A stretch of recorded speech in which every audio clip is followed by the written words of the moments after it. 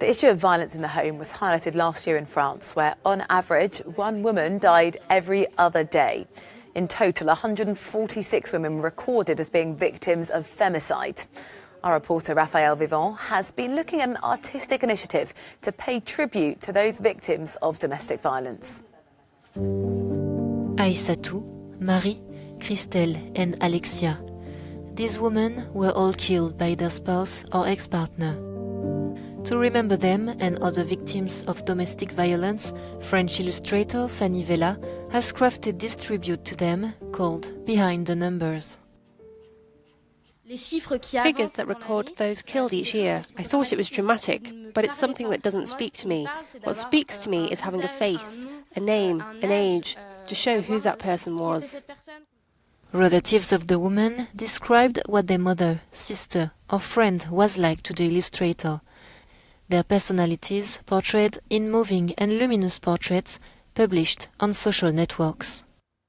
We give them a little visibility through portraits that tell us that these women had careers, friends, passions, that they laughed a lot and also had flaws.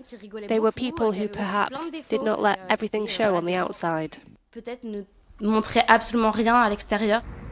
Haute-Claire is a friend of one of the victims' drone, Hilal, who was killed by her ex-husband in February this year.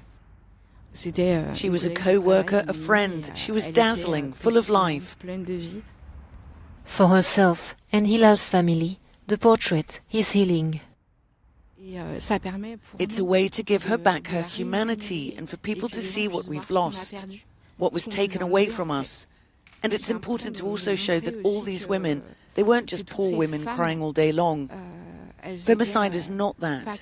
It's a will to erase a woman who is free. It's a question of possession. They want to possess them.